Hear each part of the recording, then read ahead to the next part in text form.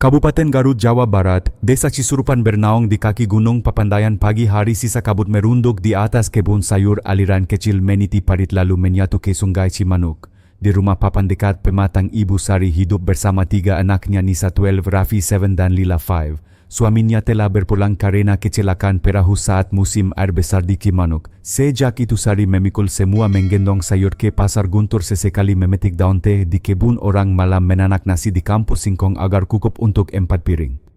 Tawa anak-anak menjadi penawar letih. Nisa Lingka paham menanak nasi dan menyapu lantai. Raffi belajar perkalian sambil menahan kantuk. Lila suka mengkorek awan dan gunung memakai pensil tumpul. Jika Lila Sari cukup mendengar mereka saling menggoda, hati terasa hangat seperti dapur baru disulut api. Pada hari pasaran Sari berkenalan dengan Tono, lelaki bertubuh tegap beberapa tahun lebih tua. Ia bekerja serabutan sebagai tukang bangunan. Bila ada proyek ia berangkat, bila sepi ia membantu di pangkalan material. Tono beberapa kali mengangkatkan keranjang Sari, bahkan menyelipkan uang kecil sambil berkata pelan buat beli beras. Dalam sunyi seorang janda, kebaikan itu terasa seperti dinding baru untuk menahan angin. Sari membayangkan bahu yang bisa berbagi beban dan seorang ayah yang dipanggil anak-anak. Pernikahan sederhana di halaman kerabat di Tarogong Kidul. Nasi liwet, sayur asem, kursi plastik dipinjam dari musola. Tetangga sempat berbisik agar Sari menimbang ulang, konon Tono cepat panas dan suka minum selepas bekerja. Namun nasihat sering kalah oleh kebutuhan. Sari meyakini kesabaran bisa melunakkan dan rumah dengan 2 orang dewasa akan lebih kokoh bagi anak-anak. Minggu-minggu awal memberi harapan. Tono memperbaiki atap bokor, membela kayu bakar, menggendong Lila menyusuri tepian parit. Raffi mencoba mengeja panggilan ayah dengan malu-malu. Tapi ketika hujan pertama turun dari Papandayan, nada rumah perlahan berubah. Tono kerap pulang larut dengan langkah berat dan bau alkohol samar. Piring seng terjatuh atau tangis Lila karena petir kukup membuat suaranya meninggi. Kata-kata yang keras menimpa lantai, memantul ke dinding lalu tinggal menggantung di udara. Sari menenangkan anak-anak masih belajar. Tono menahan helaan napas, kadang memandang Nisa si sulung yang selalu berdiri di depan adik-adiknya dengan sorot tak nyaman. Nisa terbiasa berdiri di ambang pintu, telapak tangan rapat berbisik maaf ayah, ibarat daun tipis yang menahan embusan angin gunung. Benih perselisihan makin terasa saat Tono mengusulkan menjual sebidang tanah kecil peninggalan keluarga mendiang suami Sari. Alasannya untuk modal berdagang kayu. Sari menggeleng. Itu satu-satunya tempat anak-anak berteduh. Sejak itu beberapa malam menjadi lebih sunyi dan tebal. Sari mulai menggenakan kerudung menutup pelipis yang kebiruan, menanggapi tanya tetangga dengan tergelincir di dapur. Di pos ronda bapak-bapak kampung hanya saling pandang dan menghela napas. Perkara rumah tangga orang memilih berhati-hati. Meski begitu pagi tetap punya caranya sendiri. Sari menggendong sayur, Nisa menuntun adik-adik menuju sekolah dasar. Azan subuh dari musola kecil bersahut dengan dentang lonceng. Gereja Santo Petrus Garut di kejauhan. Di tempat ini orang belajar hidup berdampingan, saling menepi bila perlu. Sari berharap waktu melisingkan tepi yang tajam sebagaimana embun membuat batu malam menjadi sejuk. Sore itu awan hitam menggulung dari punggung Papandayan. Angin menyusup selaseng daun kol dan sawi rebas seperti menahan kabar yang tak enak. Tono pulang lebih awal daripada biasanya, duduk beberapa lama di beranda tanpa melepas sandal. Pandangannya jatuh pada lemari kayu tempat Sari menyimpan berkas tanah. Sari menangkap arah mata itu. Ia menurunkan panci di atas tungku, menambah garam pada sayur asem, berusaha menjaga ritme dapur agar anak-anak tetap merasa biasa. Nisa ukap Sari pelan kala hujan reda antara Raffi dan Lila ke rumah Bu Yati di ujung gang. Nisa mengangguk memeluk adik-adiknya. Mata anak-anak bertanya hal yang belum punya kata. Di luar bau tanah basah menyatu dengan asap kayu. Sari menata mangkuk di meja, suara hujan menabuh atap seperti jari-jari gelisah. Makan dulu mas, katanya lembut. Tono menggenggam sendok menatap uap sayur yang naik lalu pekak di udara. Petir menggeram jauh di lereng menyisakan jeda panjang. Dalam jeda itu ada kalimat yang tak jadi lahir. Malam belum benar-benar turun tetapi rasa tebal sudah merayap dari pintu ke pintu papan. Di Cisurupan orang menutup jendela dan menambatkan ternak sebelum gelap. Di rumah Sari angin membawa bau kebun dan bisik-bisik kemungkinan. Tak ada yang tahu dari titik senyap inilah langkah banyak orang akan berbelok ke jalan yang tak pernah mereka inginkan. Jalan yang kelak disebut-sebut warga bantaran Cimanuk dengan suara pelan seolah menyebut nama hujan yang tak kunjung reda.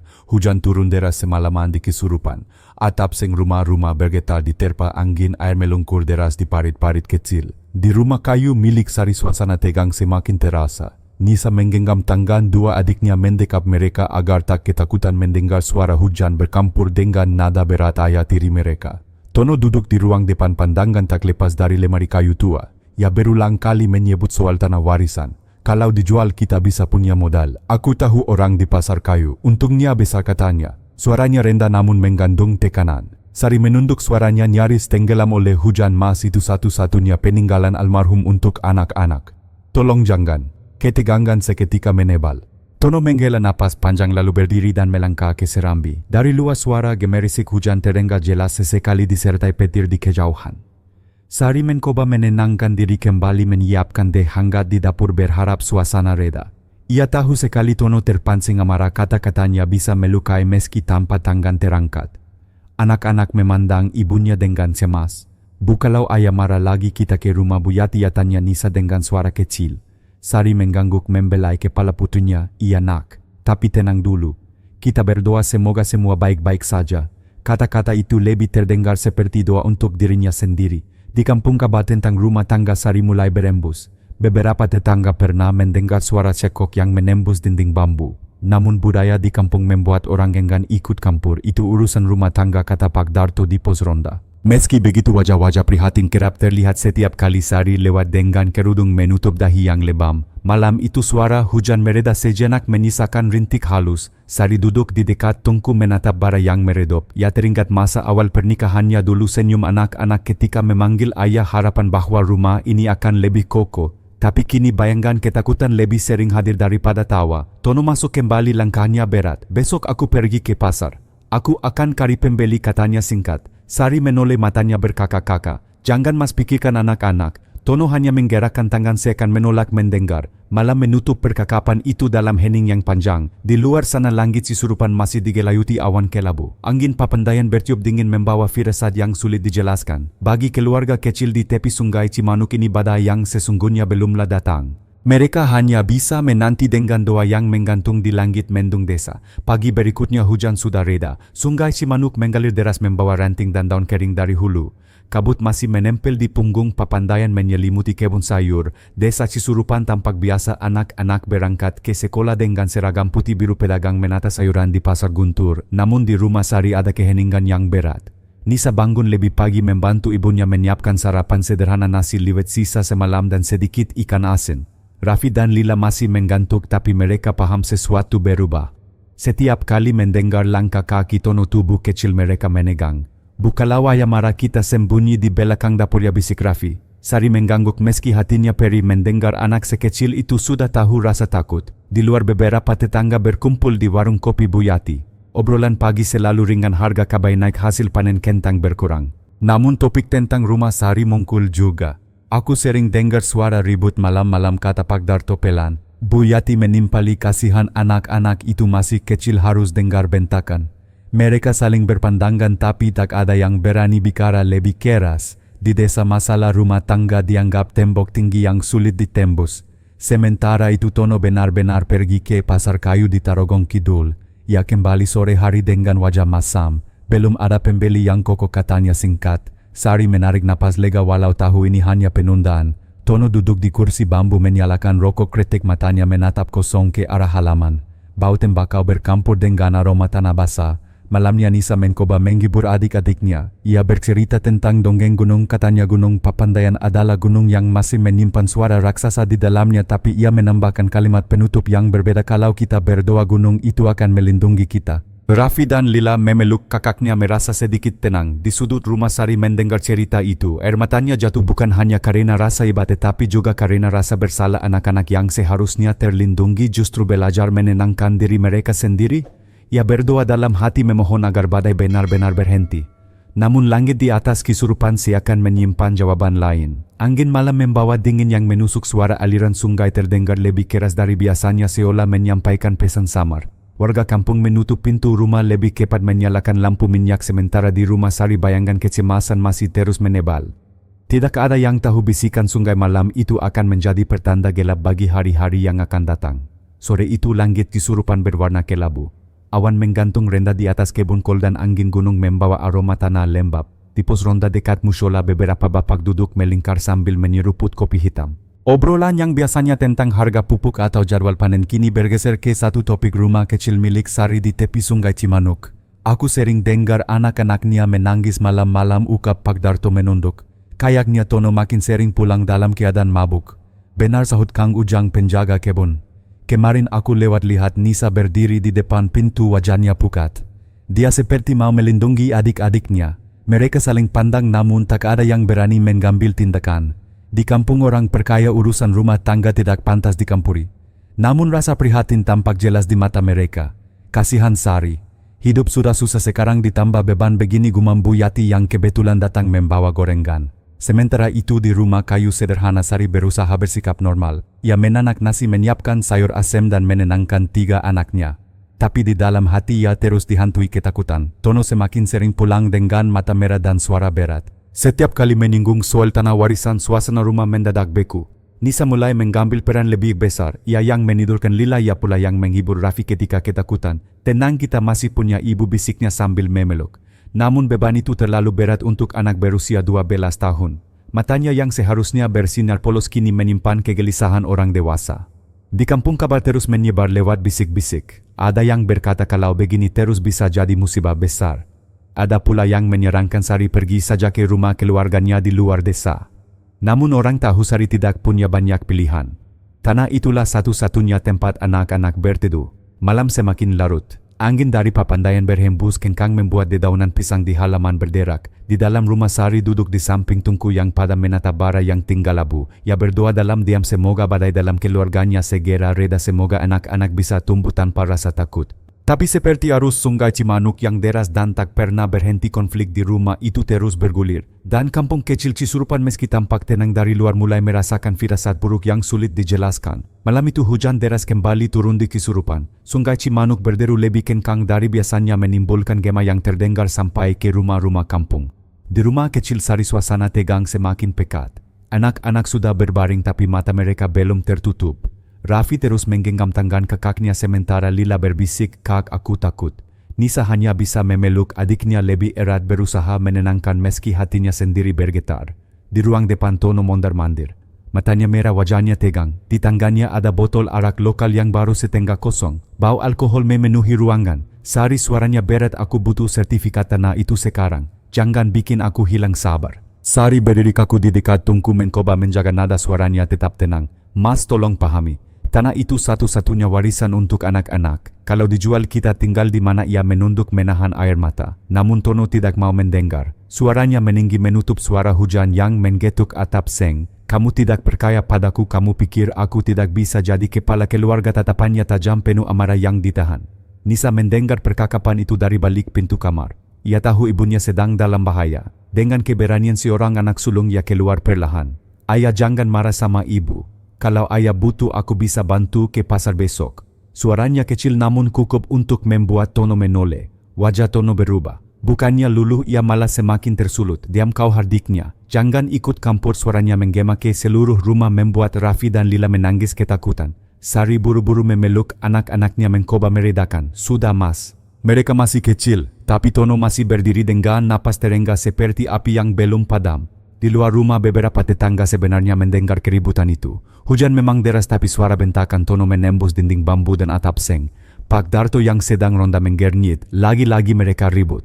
Kalau terus begini aku takut ada kejadian buruk." Namun seperti biasa tak ada yang berani menggetuk pintu. Malam semakin larut. Hujan turun tanpa jeda, petir sesekali menyambar di kejauhan. Di dalam rumah 3 anak kecil memeluk ibunya erat-erat sementara bayangan Tono yang mondar-mandir di ruang depan membuat suasana semakin mencekam. Sari hanya bisa berdoa dalam hati, "Ya Tuhan, lindungi anak-anakku." Tapi jauh di dalam dirinya ia tahu badai ini belum mencapai puncaknya. Pagi di Cisurupan biasanya dimulai dengan kokok ayam, suara ibu-ibu menimba air dan anak-anak berlarian menuju sekolah. Namun setelah malam penuh ketegangan itu rumah Sari terasa beku. Asap dapur tidak menggepul seperti biasa dan suara sendak gurau anak-anak tidak terdengar. Sari duduk termenung di dekat tungku. Matanya sembab karena begadang, rambutnya berantakan tertutup kerudung seadanya. Nisa menyiapkan sarapan sederhana, ubi rebus dan sedikit garam. Ia mencoba tersenyum kepada Raffi dan Lila tetapi senyum itu kaku, lebih mirip selubung untuk menutupi rasa takut. Tono keluar dari kamar dengan langkah berat. Bau alkohol masih melekat. "Aku akan ke Tarogong siang ini," katanya pendek. "Kalau ada pembeli tanah aku akan jual." Nadanya dingin seolah keputusan sudah bulat. Sari menggigit bibir menahan gejolak. "Mas, jangan terburu-buru.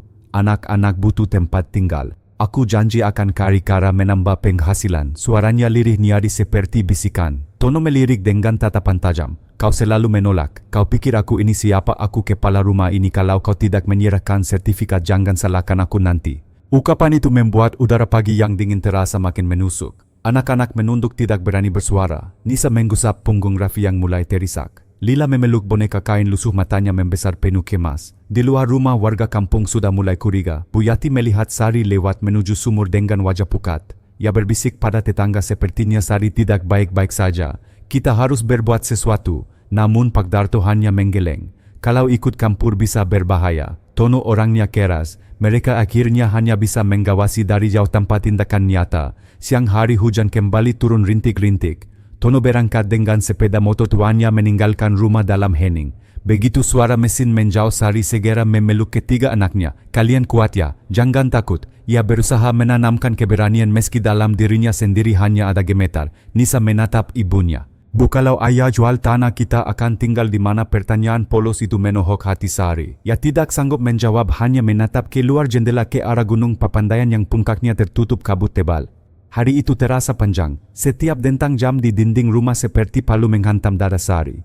Ia tahu badai besar masih menunggu di depan dan dua-duanya belum tentu kukuh untuk menghentikannya. Sore menjelang langit kembali gelap. Di jalan tanah yang besek beberapa warga pulang dari kebun sambil membicarakan firasat buruk. Entah kenapa aku merasa sesuatu akan terjadi, kata Kang Ujang lirih.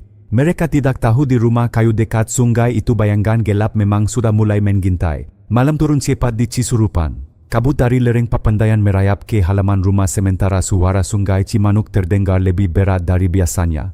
Angin malam berdesir membuat dedaunan pisang bergesek seakan berbisik sesuatu yang tidak enak. Di rumah kayu itu Sari sibuk menenangkan anak-anak. Nisa membaca doa sebelum tidur. Raffi dan Lila berbaring berdekapan di tikar. Tapi mata mereka tidak mau terpejam. Bayangan malam sebelumnya masih membara. Suara keras Tono amarah yang membuat udara jadi beku. Pintu depan terbuka keras. Tono masuk dengan langkah gontai, bau alkohol langsung menyebar. Wajahnya merah, matanya sayu tapi penuh bara. Sari, serunya suara serak namun tajam. Mana sertifikat itu? Aku sudah muak menunggu.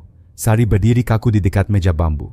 Mas, kumohon jangan bawa anak-anak dalam masalah ini. Tanah itu satu-satunya tempat kami tinggal. Kalau dijual kita kehilangan segalanya. Suaranya bergetar tapi ia berusaha tegar. Tono tertawa pendek getir. Kau pikir aku tidak bisa mengurus keluarga ini? Aku mau jadi lebih dari sekadar buruh kasar. Dengan modal itu aku bisa berdagang kayu, bisa kaya. Tapi kau selalu menghalangi. Nisa keluar dari kamar, tubuhnya gemetar namun wajahnya berani. Ayah, jangan marah pada ibu. Kami bisa bekerja bersama, aku bisa bantu ibu ke pasar. Kata-kata itu lirih tapi jelas. Amarah Tono meledak. Diam kau anak kecil, tidak tahu apa-apa. Bentakannya membuat Lila menangis keras. Raffi ikut terisak menutup telinganya dengan kedua tangan. Sari meraih anak-anak memeluk mereka erat. Mas, sudah cukup, jangan bicara begitu di depan anak-anak. Tapi Tono sudah hilang kendali. Ia menendang kursi bambu hingga jatuh terhempas. Suaranya menggelegar menyaingi petir yang menyambar di luar. Di luar rumah beberapa tetangga kembali mendengar keributan. Bu Yati menggenggam tangan suaminya. Aku takut, Kang. Suaranya semakin parah. Kang Ujang hanya menghela napas panjang. Kalau kita masuk bisa-bisa malah jadi masalah. Tapi aku juga tidak tega. Mereka akhirnya berdiri lama di teras menatap lampu minyak yang bergetar di rumah Sari. Hati dipenuhi rasa kemas. Di dalam Sari menunduk berdoa dalam hati. Anak-anak memeluknya erat-erat mencari perlindungan. Tono masih mondar-mandir, napasnya berat. Malam itu udara terasa lebih tebal daripada kabut di Papandayan, seakan menandakan sesuatu yang sebentar lagi akan peka. Tak ada yang tahu malam yang retak itu hanya awal dari badai yang lebih besar. Langit Cisurupan malam itu pekat, awan hitam menggantung rendah, petir sesekali membela langit menerangi kebun yang basah. Hujan turun deras menggetuk atap seng rumah Sari tanpa henti. Sungai Cimanuk bergemuruh, arusnya menyeret ranting dan potongan bambu seperti ingin memberi tanda akan sesuatu yang besar. Di dalam rumah lampu minyak berkelip lemah, hampir padam ditiup angin yang masuk dari celah dinding. Sari duduk bersama ketiga anaknya di sudut kamar. Nisa memeluk Raffi dan Lila mencoba menenangkan tangis mereka. Tenang kita bersama ibu, bisiknya. Tapi suara hatinya sendiri bergetar karena ia tahu suara langkah Tono dari ruang depan terdengar semakin keras. Tono berdiri di ruang tengah dengan wajah penuh amarah. Botol arak yang tadi masih di meja kini terguling, isinya tumpah ke lantai tanah. Sari suaranya menggelegar kala-kala dengan guntur di luar. Aku sudah muak. Kalau malam ini kau tidak serahkan sertifikat itu, jangan salahkan aku. Sari bangkit, tubuhnya gemetar. Mas, tolong jangan lakukan ini. Anak-anak ketakutan. Matanya berkakak-kakak, tangannya merapat ke dada. Namun amarah Tono makin membara. Ia mendekat dengan langkah berat. Suara hujan yang menggila tidak mampu menutupi bentakan-bentakannya. Kursi bambu kembali terhempas piring peka di lantai. Tangisan Lila makin keras. Raffi bersembunyi di balik pelukan kakaknya. Nisa dengan keberanian yang tidak sebanding dengan usianya berdiri di depan ibunya. Ayah, kukup, jangan sakiti ibu. Suaranya jelas meski tubuhnya gemetar. Tatapan Tono menajam. Kau berani melawan aku? Suaranya menembus dinding bambu membuat tetangga di luar rumah yang kebetulan lewat berhenti sejenak. Pak Darto yang sedang ronda mendekat ke arah rumah mencoba mengintip dari balik celah. Namun ia ragu untuk menggetuk pintu. Kalau aku masuk bisa jadi lebih buruk, gumamnya. Hujan semakin deras. Petir menyambar membuat bayangan di dinding menari liar. Di dalam rumah suasana mencekam. Sari memeluk anak-anaknya erat berdua dalam hati agar malam itu segera berakhir. Tetapi malam itu tidak membawa ketenangan. Ia justru membawa gelap yang lebih pekat, amarah yang lebih panas, dan rasa takut yang menekan dada semua orang di rumah kecil itu. Di kampung firasat buruk menyebar dari mulut ke mulut, namun tidak ada yang cukup berani untuk campur tangan. Hujan terus mengguyur, kesurupan menutup segala suara, tetapi jeritan hati yang tertahan di dalam rumah Sari tidak bisa diredam siapapun. Hujan deras semalaman akhirnya reda. Pagi di Cisurupan disambut udara lembab, aroma tanah basah dan kabut tipis yang masih menempel di kebun sayur. Sungai Cimanuk mengalir deras membawa sisa ranting dan daun rusnya berbuih putih. Dari luar desa tampak tenang, tetapi di hati beberapa warga firasat buruk semalam belum juga sirna. Puyati adalah orang pertama yang merasa ada kejanggalan. Biasanya pagi-pagi terdengar suara Sari menimba air di sumur atau anak-anak berlarian menuju sekolah. Namun pagi itu sunyi. Rumah kayu di tepi sungai tertutup rapat, tidak ada asap dapur menggepul. Kok sepi sekali, gumamnya menoleh ke arah Pak Darto yang lewat selesai ronda. Pak Darto ikut memperhatikan. Ia memanggil Bu Sari. Nisa tidak ada jawaban. Ia coba menggetuk pintu bambu, hanya suara kayu lembab yang terdengar. Wajahnya mulai tegang. Biasanya mereka sudah bangun. Beberapa tetangga lain berdatangan. Mereka berbisik-bisik, rasa penasaran bercampur kekhawatiran. Anak-anak kecil berhenti bermain menatap rumah itu dengan heran. Kenapa sepi sekali, tanya seorang bocah polos. Pak Darto memutuskan mengintip lewat celah jendela kecil. Saat ia menempelkan wajahnya ke bilah bambu, tubuhnya mendadak kaku. Nafasnya tersikat, wajahnya pucat pasi. Ya Allah, bisiknya. Ia segera mundur, matanya membesar penuh horor. Kenapa, Kang, tanya Bu Yati kemas. Jangan lihat, jawab Pak Darto cepat, suaranya bergetar. Cepat panggil aparat desa. Ada sesuatu yang tidak beres di dalam. Kabar itu menyebar cepat seperti api di ladang kering. Orang-orang berbondong-bondong mendatangi rumah Sari, namun tak ada yang berani masuk. Suasana gaduh tetapi juga diliputi ketakutan. Apakah Tono ada di dalam, tanya seseorang. Tidak ada yang tahu. Beberapa pemuda kampung akhirnya memutuskan berlari ke rumah kepala desa. Tak lama kemudian aparat desa datang bersama petugas keamanan kampung. Mereka menyingkirkan kerumunan warga, mencoba menjaga ketertiban. Semua mundur beri ruang, seru salah satu aparat. Pintu rumah akhirnya dibuka paksa. Udara lembab bercampur aroma yang membuat siapapun tersekat. Orang-orang yang berdiri di luar hanya bisa menutup mulut dengan tangan, sebagian langsung menunduk atau menangis. Suasana desa seketika berubah muram. Tangis terdengar di sana-sini, doa lirih mulai dipanjatkan. Innalillahi, apa yang sebenarnya terjadi, bisik seorang ibu dengan mata berkakak-kakak. Kepala desa segera mengutus utusan ke polsek terdekat. Cepat laporkan, kita butuh polisi sekarang. Suaranya tegas meski wajahnya pucat. Ia tahu apapun yang ditemukan di rumah itu bukan sekadar masalah keluarga, tapi sudah menjadi tragedi yang mengguncang seluruh Cisurupan. Pagi yang biasanya penuh kikau burung kini berganti dengan tangisan dan bisik-bisik menggeri. Matahari mencoba menembus kabut papandayan, tapi sinarnya terasa dingin. Di hati warga bayangan malam hujan deras tadi masih memberas kini menjelma kenyataan pahit yang tak seorang pun siap menerima. Suasana desa Cisurupan pagi itu berubah mencekam. Kerumunan warga masih memenuhi jalan tanah menuju rumah Sari. Wajah mereka pucat, sebagian berbisik, sebagian lagi menangis tertahan. Anak-anak kecil dipeluk erat orang tuanya agar tidak mendekat ke arah rumah yang kini menjadi pusat perhatian. Sekitar 1 jam setelah laporan dikirim, suara motor trail dan mobil bak terbuka terdengar mendekat. Polisi dari Polsek Garut tiba dengan seragam hijau gelap, beberapa membawa senjata, lainnya menenteng tas berisi perlengkapan. Sirene singkat memeka kabut pagi membuat warga menyingkir memberi jalan. Semua mundur, jangan ada yang mendekat ke rumah, teriak seorang petugas dengan suara lantang. Barisan polisi membentuk garis mendorong warga agar menjaga jarak. Kepala desa mendampingi, wajahnya tegang. Pak, tolong lakukan apapun yang perlu, ukapnya. Pintu rumah Sari kembali didobrak lebih lebar. Petugas masuk dengan langkah hati-hati. Di luar, warga menahan napas. Hanya terdengar bunyi kamera dokumentasi polisi dan suara pena mencatat di buku laporan. Beberapa menit kemudian bisikan-bisikan ketakutan di kerumunan semakin riuh. Ya Allah, benar terjadi sesuatu. Salah satu polisi keluar mengganggu ke arah kepala desa. Lokasi harus dipasangi garis polisi. Jangan ada warga yang masuk. Segera pita kuning dibentangkan mengelilingi rumah kayu. Warga yang melihat hanya bisa saling pandang, sebagian menangis keras. Di pojok kerumunan Buyati terduduk lemas. Kasihan Sari, kasihan anak-anaknya. Air matanya mengalir, tangannya gemetar menutup wajah. Beberapa ibu lain memeluknya ikut menangis. Anak-anak muda yang biasanya keras kini terdiam, mata mereka kosong menatap tanah. Seorang aparat desa berusaha menenangkan massa. Warga jangan membuat cerita sendiri. Biarkan polisi bekerja. Namun bisik-bisik tetap terdengar. Ada yang menyebut Tono sudah kabur. Ada pula yang mengatakannya masih bersembunyi di sekitar kampung. Rasa takut menyebar cepat membuat orang-orang menutup pintu rumah lebih awal, seakan bayangkan bahaya bisa datang kapan saja. Di halaman rumah, polisi mulai mengumpulkan barang bukti. Beberapa peralatan dapur berserakan, kursi bambu patah, pekahan piring menempel di tanah bekek. Semua dikata teliti. Wajah-wajah petugas terlihat muram meski terbiasa menghadapi kasus. Ini parah sekali, bisik salah seorang di antara mereka. Menjelang siang, mobil polisi lain datang membawa tim identifikasi.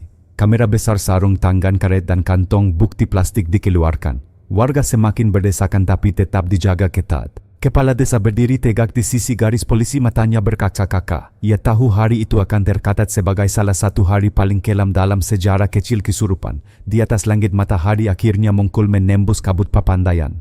Namun sinarnya tidak membawa hangat. Justru menyoroti suasana muram, seakan ikut menjadi saksi bisu tragedi yang baru saja menggores hati seluruh kampung. Siang itu garis polisi membentang rapat di sekitar rumah Sari. Warga Cisurupan hanya bisa melihat dari kejauhan, menahan rasa ingin tahu bercampur takut. Di dalam, tim identifikasi Polres Garut mulai bekerja. Mereka memakai sarung tangan, masker dan membawa kamera besar. Setiap sudut rumah diperiksa, setiap benda diperhatikan dengan teliti. Suasana hening, hanya terdengar bunyi klik kamera dan bisikan pelan antar petugas. Lantai tanah masih basah menyerap berkak merah yang sudah menggering. Dinding bambu terlihat tergores seolah ada perlawanan keras yang pernah terjadi. Di meja, botol arak peka menyisakan bau tajam. Semua dikatat sebagai bukti. Ini jelas pertengkaran hebat, ujar salah seorang penyidik sambil menunjuk kursi bambu yang patah. Lihat, ada bekas hantaman di lantai. Petugas lain mengangguk, menandai dengan kapur putih dan mengambil foto. Di kamar kecil di bagian belakang, suasana lebih memilukan. Selimut tipis tergeletak, kusut boneka kain milik Lila masih tergeletak di pojok. Petugas mengangkatnya dengan hati-hati lalu memasukkannya ke kantong bukti. Barang kecil ini bisa jadi penting, katanya. Di tempat tidur bambu masih ada bekas lipatan kecil, tanda anak-anak pernah meringkuk di sana mencari perlindungan. Sari dan anak-anaknya sudah tidak ada di ruangan itu, namun jejak keputusasaan mereka masih terasa kuat. Seakan dinding rumah menyimpan jeritan yang tak terdengar. Petugas yang memotret ruangan sempat terdiam sejenak, matanya berkaka-kaka. Sulit dipercaya ada yang tega berbuat begini, gumamnya. Di luar rumah, suasana kampung makin gaduh. Warga mulai berbisik soal Tono. Ada yang mengatakannya kabur ke hutan Papandayan. Ada pula yang yakinnya sudah menyeberang ke kampung lain. Rasa takut menyebar terutama di hati para ibu. Mereka memeluk anak-anak lebih erat, melarang keluar sore hari. Kepala desa berdiri bersama polisi di Serambi. Pak, kita harus segera sebarkan informasi. Kalau pelaku masih di sekitar sini, warga dalam bahaya, ukapnya. Petugas mengangguk serius. Kami sudah kirim laporan ke Polres. Foto dan ciri-ciri pelaku akan segera disebarkan. Matahari siang menembus celah awan membuat garis polisi berkilau kuning. Namun sinar itu tidak membawa ketenangan. Di hati warga justru ada kegelisahan yang semakin dalam. Mereka tahu meski bukti-bukti sudah dikumpulkan, orang yang paling ditakuti masih berkeliaran entah di mana. Di sudut kampung, seorang ibu berbisik pada tetangganya, kalau malam aku dengar suara langkah di kebun belakang. Jangan-jangan dia bersembunyi. Bisik itu cepat menyebar membuat bayangan ketakutan semakin besar. Hari itu Cisurupan tidak lagi terasa sebagai desa damai di lereng Papandayan. Ia berubah menjadi kampung yang menahan napas menunggu kabar kapan pelaku ditangkap. Dan di rumah kayu yang kini dipenuhi pita kuning, polisi masih terus mencari setiap potongan kebenaran. Malam turun di Cisurupan tapi tidak ada yang terasa tenang. Sejak polisi memastikan Tono kabur kampung, si akan kehilangan rasa aman. Warga menutup pintu lebih awal, lampu minyak menyala di tiap rumah dan suara anjing menggonggong di kejauhan membuat orang saling pandang dengan cemas. Di pos ronda Pak Darto dan beberapa pemuda berjaga sambil membawa bambu panjang. Mereka berbicara pelan seolah takut suaranya terdengar sampai hutan. Kalau benar dia masih di sekitar Papandayan, kita semua bisa jadi sasaran, kata Kang Ujang. Yang lain hanya mengangguk, wajah mereka tegang. Di rumah-rumah anak-anak kecil sulit tidur. Banyak yang menempel di pangkuan. Ibunya bertanya polos, bu orang jahat itu datang ke sini nunggak. Para ibu hanya bisa menenangkan dengan pelukan meski hatinya pun penuh ketakutan. Keesokan paginya aparat desa mengumumkan lewat penggera suara musyola. Warga diminta tetap waspada, jangan bepergian sendirian malam hari. Jika melihat orang mencurigakan segera lapor. Suara itu bergema ke seluruh kampung, menambah rasa genting yang sudah ada. Sementara itu polisi dari Polres Garut menyebarkan poster buronan. Wajah Tono dengan ciri-ciri jelas ditempel di warung, di pasar hingga di papan pengumuman desa. Jika ada yang melihat segera hubungi nomor ini, tulisnya. Warga yang membaka bergidik membayangkan sosok yang dulu dikenal sebagai tukang bangunan kini menjadi pelarian. Di rumah yang kini sepi, garis polisi masih membentang. Warga yang lewat selalu menunduk, sebagian berdoa pelan. Malam-malam ada yang meletakkan bunga atau menyalakan lilin di depan pagar bambu. Kasihan Sari dan anak-anaknya, kata Bu Yati dengan suara serak. Air matanya belum kering sejak hari kejadian. Sebagai bentuk solidaritas, ibu-ibu kampung berkumpul di musyola. Mereka membaka doa bersama, memohon agar arwah Sari dan anak-anaknya tenang dan agar Tono segera ditangkap. Suara doa bergema lirih bercampur dengan isak tangis. Anak-anak duduk diam di samping ibunya, wajah mereka bingung tapi ikut mengangkat tangan. Di sisi lain, rasa takut membuat orang cepat marah. Beberapa bapak mulai curiga pada orang luar yang lewat kampung. Seorang pedagang sayur sempat dihentikan hanya karena wajahnya mirip buronan. Untunglah polisi segera menenangkan. Jangan main hakim sendiri. Kami yang akan bertindak, tegas seorang petugas. Hari-hari berlalu tapi Cisurupan tidak lagi sama. Malam di kampung terasa panjang seolah setiap suara ranting patah bisa jadi langkah kaki Tono. Warga menahan napas menunggu berita baru dari polisi. Gunung Papandayan berdiri kokoh di kejauhan, puncaknya diselimuti kabut. Namun bagi warga di lerengnya, kabut itu kini tampak seperti tirai yang menyembunyikan sesuatu. Sebuah ancaman yang belum jelas tapi selalu terasa dekat. Hari ke-7 setelah tragedi desa Cisurupan masih diliputi duka. Di musyola warga mengadakan doa bersama untuk Sari dan anak-anaknya. Asap dupa bercampur dengan suara tangis tertahan membuat suasana semakin haru. Namun di luar lingkar doa, aparat kepolisian terus bergerak. Mereka tidak bisa tinggal diam. Buronan bernama Tono harus ditemukan. Siang itu laporan baru datang dari seorang petani sayur yang mengaku melihat sosok lelaki dengan wajah kusut dan pakaian kotor di tepi kebun kentang dekat jalur menuju hutan Papandayan. Dia duduk sambil minum dari botol plastik, matanya waspada sekali, kata si petani. Informasi itu langsung diteruskan ke pos polisi. Sore harinya tim gabungan polisi dan warga ronda memasuki jalur hutan. Mereka membawa anjing pelacak dan perlengkapan seadanya. Jalan setapak licin karena hujan semalam. Kabut tebal menggantung membuat pandangan terbatas hanya beberapa meter. Meski sulit mereka melangkah hati-hati menyisir semak-semak. Seekor anjing tiba-tiba menggonggong keras. Polisi memberi isyarat tangan semua berhenti. Di tanah basah terlihat bekas jejak sepatu besar masih baru. Salah seorang polisi berbisik, ini pasti jejaknya. Mereka menandai lokasi dengan cat semprot lalu melanjutkan penyisiran lebih dalam. Di sebuah gubuk kosong dekat aliran air kecil, tim menemukan sisa mie instan, botol air mineral setengah penuh dan rokok kretek terbakar setengah.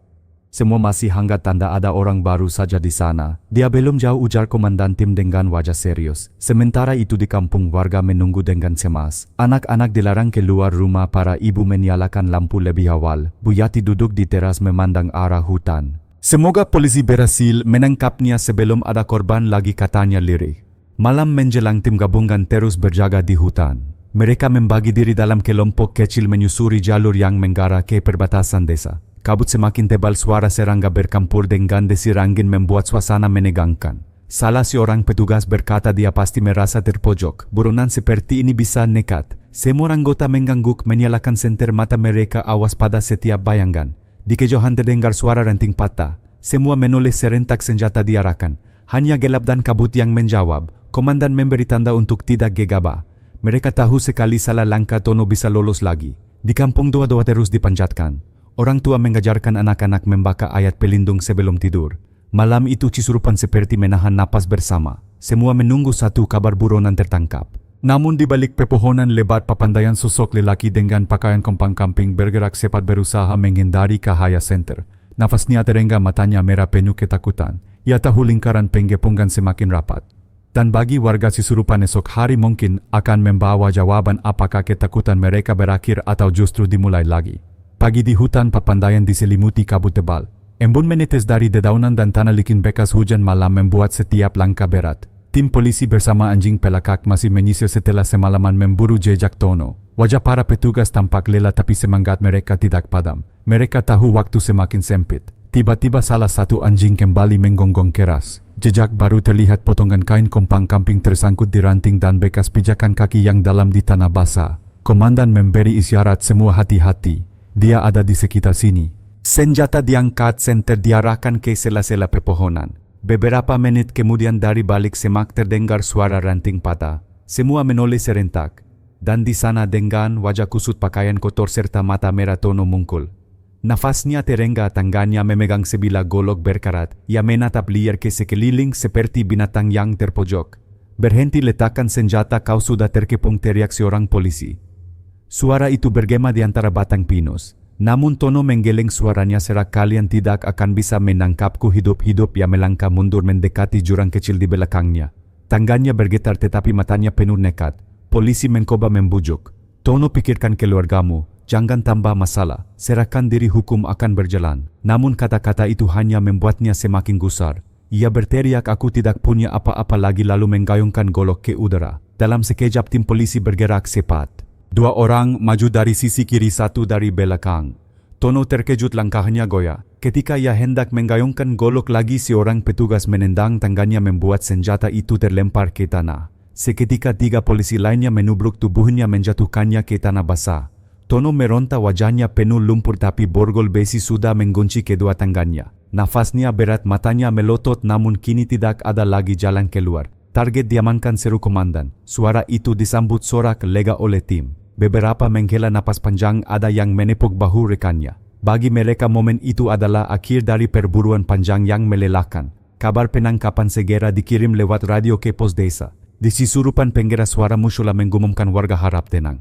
Pelaku sudah berhasil ditangkap oleh polisi. Seketika tangis haru bercampur doa terdengar di kampung. Banyak warga saling berpelukan, ada yang menitikan air mata lega. Bu Yati berbisik, akhirnya Sari dan anak-anaknya mendapat keadilan. Anak-anak kecil menatap orang tuanya masih bingung tapi merasakan kelegaan yang melingkupi seluruh kampung. Menjelang siang Tono dibawa turun dari hutan dengan tangan terborgol. Wajahnya tertunduk, langkahnya diseret petugas. Di belakangnya gunung papandayan berdiri kokoh, seakan menjadi saksi bisu bahwa kejahatan sebesar apapun akhirnya akan menemukan akhir. Hari itu Cisurupan belajar satu hal, kabut bisa menyembunyikan banyak hal tapi tidak bisa selamanya menutupi kebenaran. Kisah kelam di Cisurupan mengingatkan kita bahwa kekerasan dalam rumah tangga tidak pernah bisa dianggap hal sepele.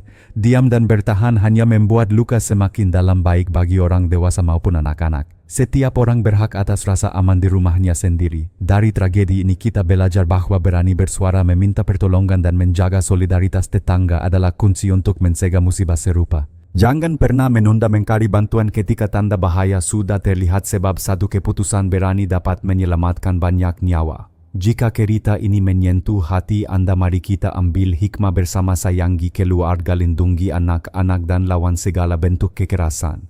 Jangan lupa untuk like, share dan subscribe channel ini agar tidak ketinggalan kisah-kisah nyata lainnya yang penuh pelajaran hidup. Dengan satu klik dukungan Anda, kami bisa terus menghadirkan cerita yang membuka mata dan menguatkan hati. Subscribe sekarang dan nyalakan lonceng notifikasi karena setiap kisah adalah pengingat dan setiap pengingat bisa menjadi penyelamat.